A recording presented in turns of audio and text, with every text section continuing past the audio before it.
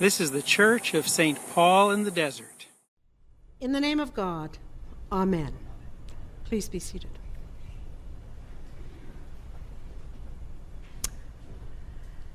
This past week I did something I haven't done in a long time. Not only did I go visit friends, which is something I do pretty regularly, but I went to Paso Robles to do that and went to the Mid-State Fair in Paso Robles. And one of the things that you do when you go to a fair is you see food beyond imagining. Some things that I'd never seen before, like chocolate-dipped bacon. And, thank you. That was my response when I saw it. It was like, ugh!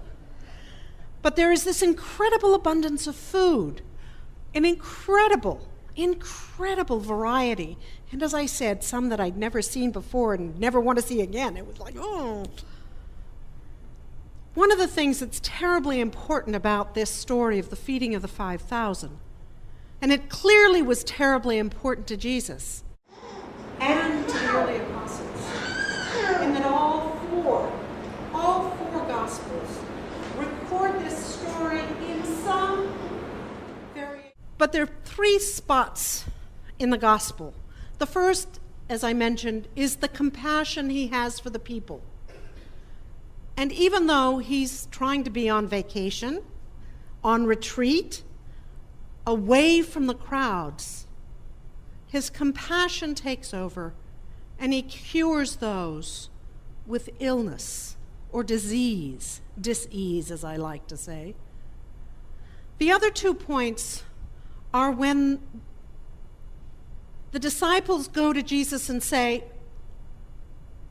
you need to send them away. Send them away. We don't have any food. It's late. They're hungry. It's hot. It's humid. Send them away. And Jesus says, no. You feed them. You feed them. Part of the command to us. You take care of it. You work toward caring for the people. And then the third spot is one that just kind of, to me, it's just that last sentence. There are 5,000 men and women and children. Kind of, not important, not valuable. I think probably if we'd counted everyone, and it doesn't really matter what the number is, because what they have are 5 loaves and 2 fish. And yet, it is incredible. Not only is everyone satisfied, is filled, is nourished, is sustained, they are filled. But they collect 12 baskets of leftovers. It has always reminded me of those potluck suppers where you assign things to people to bring and you get some of them, but you look at the dessert table and it's kind of like mounded because that's an easy one to cover. But main courses and side dishes and salads, and yet when it's time for people to eat, there's enough of everything. There are plenty of main courses, there are plenty of salads, and there's always dessert.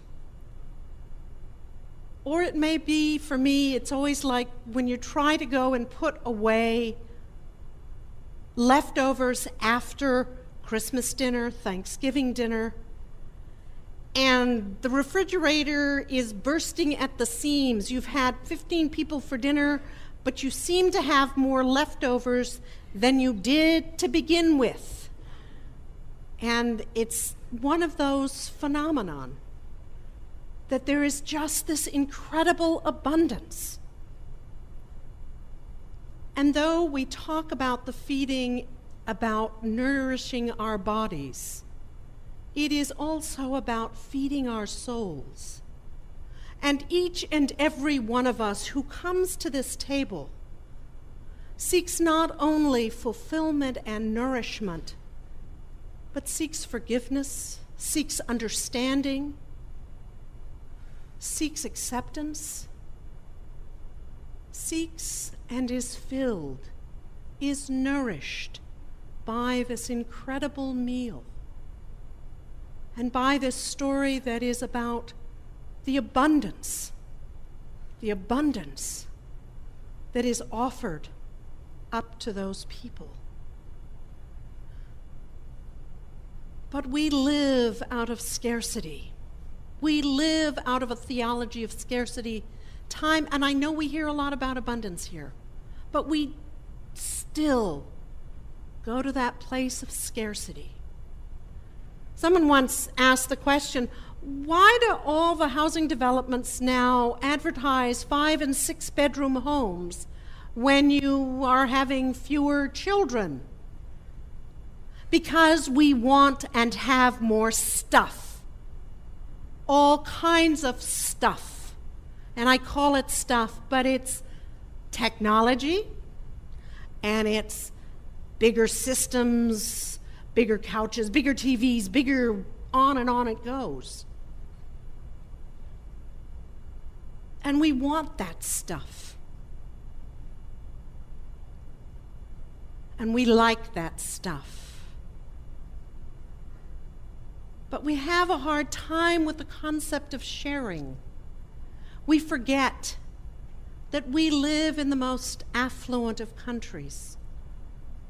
And most of this week we've heard not a lot about famine in Africa, though I understand NBC was covering it pretty well. But the famine is back. And starvation is happening.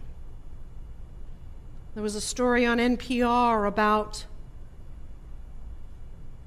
a father and mother who walked with their 8-year-old child who weighed 12 pounds.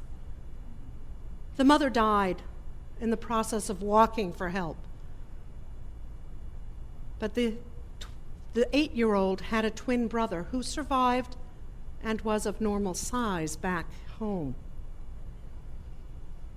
It is beyond our ability to comprehend, for the most part, that kind of incredible hardship and deprivation. We don't like to hear about it. We don't like to hear about it. We who are well-fed, and I am one of those. And yet, what did we learn in kindergarten about sharing, of the abundance that we have? There's the story about that the feast in heaven and hell are exactly the same. They're large tables with fabulous meals, prepared in dishes of incredible lushness and lavishness. But those in heaven gritch and complain at one another because the utensils are 2 to 3 feet long and they can't get them into their own mouths. But the people in heaven understand that the task at hand is to share and to serve one another. And they are joyous and enjoying each other and the food before them. Scarcity, abundance, fulfillment, nourishment. Back in the 60s, 70s, and I can't remember when it was, and that's part of the joy of becoming more mature. But there was a program put out by Bread for the World. And you would go to a church supper, and there would be tables set for 4, and maybe for 6, and then there would be tables for 10 or 12 or 14 or 16. And those at the tables for 4 or 6 would be presented these incredible dishes, well, just sauces and overflowing with richness. And they'd be served almost one-on-one. But the tables with 14, 16 chairs, and you'd sit randomly, so you didn't know, might get a bowl of rice, and maybe, if they were lucky, a jug of water, and you shared a ladle and it was a little dirty water. And those at the tables with 4 or 6 were just enjoying themselves. They had dessert and coffee was served, and it was just an elegant affair. But those at the tables with 10, 14, 16 place settings began to be annoyed and irritated, and why can't we have some of that? And we want some of that.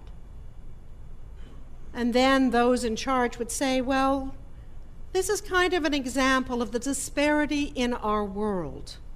Those at tables with 4 or 6 chairs represent the first world, North America, Europe, places that are relatively affluent.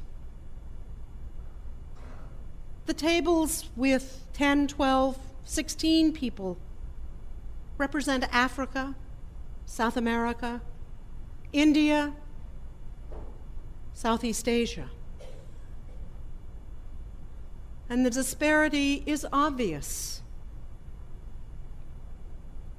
And then there would generally be a collection for those countries, bread for the world, to share our bounty. Part of this story of the feeding of the 5,000 is about our remembering who we are and whose we are, and the task at hand to share from our abundance with those who are less fortunate. And we are invited again and again to this table to be fed and nurtured and nourished with this banquet. And we are invited again and again. So, we eat to our content. We are filled and nourished, but we are called as a Christian community to share what we have with those less fortunate. Amen.